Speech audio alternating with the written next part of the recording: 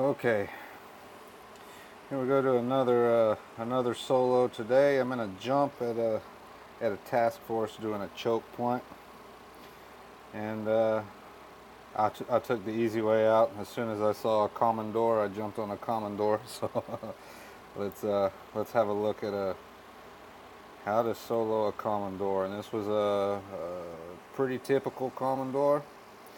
I think in Komondor the path is the exact same almost 100% of the time. We're going to solo it from right up here by the core on the right side.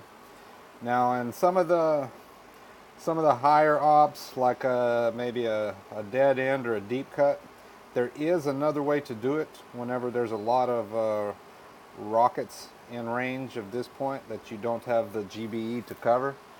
And the way that you go about it is usually this whole side over here, from where you see this machine gun to this flamethrower, all the way up to the wall, is covered in power cells with just a couple of defenses. And the other way to do this is you would unload left, and you'll go up here and you will just, with all Zukas, and eat all these power cells. And with the GBE, you take out whatever defenses are in this six pack right here, where right now it's machine guns. You GBE out all of these defenses and open a path over here on these mines. And after you eat all of these power cells over here and you have a good amount of GBE saved up, you flare over and walk right up here in this corner where this machine gun is, and shock these defenses over here, and maybe this shock launcher down here, because there's usually a shock launcher or a rocket. But that's the other way to do it. But that's on the really hard ops that that have a lot of defenses that you don't have the GBE to shock from the normal position whenever this is full of power cells over here. But this is pretty much the standard way to do it. And here we only have a semi-hot landing. It's not a hot landing, just a boom cannon in range of the corner of the beach. Your typical mortar, rocket, or shock here. And you have the shock that's always right here in the corner. It's either a shock or a rocket. And here you almost always have cannons or sometimes flamethrowers. Now it's a much more difficult solo when they're flamethrowers, because you have to shock them if you don't GBE them out, and you shock most of your girls also. But when it's boom cannons here, it's quite easy. So the first thing we're going to do is we got to get rid of all of these mines up the right side, because we're going to walk along the wall and park right up here beside this second boom cannon. So let's start it.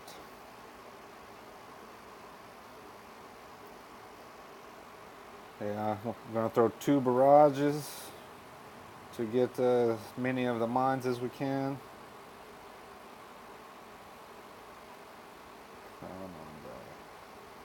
I'm thinking about where to land the next barrage to get the maximum efficiency. I almost had a really good barrage there. I just left one mine, so I have to use an artillery to get this final mine. And now we will launch.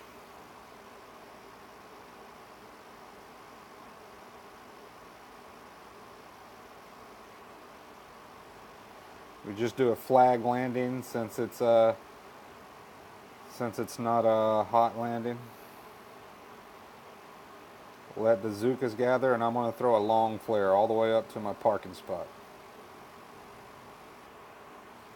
All the way up against the wall. And except for a few, they'll pretty much always get in a nice uniform straight line here and walk to the wall right behind this shock launcher, and then stick to the wall the rest of the way up.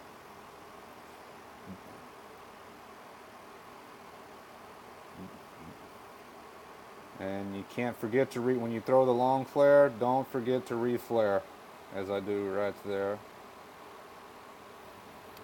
Nice double smoke at the end. because they're going to spread into the cannons, flare the core. And now all you got to do is hit your shocks. Here I'm just going to throw 3 shocks and critters.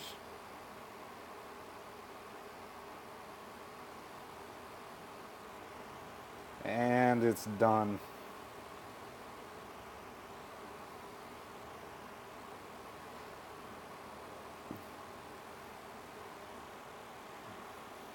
Alright, well that's it for the Komondor, and usually you pretty much always have to be boosted to do this solo on Komondor, just because of the mines, just because of the mine clearing. Now if there are no mines there, if somebody, what I have done unboosted on a few occasions is take a boat of heavies, just one boat of heavies, and run them up the right side to clear the mines. Now it's a little bit more risky, sometimes you lose girls and trigger defenses that aren't there, but that's the only possible way you can do it unboosted, is to take a boat of heavies to try to have them clear the mines for you.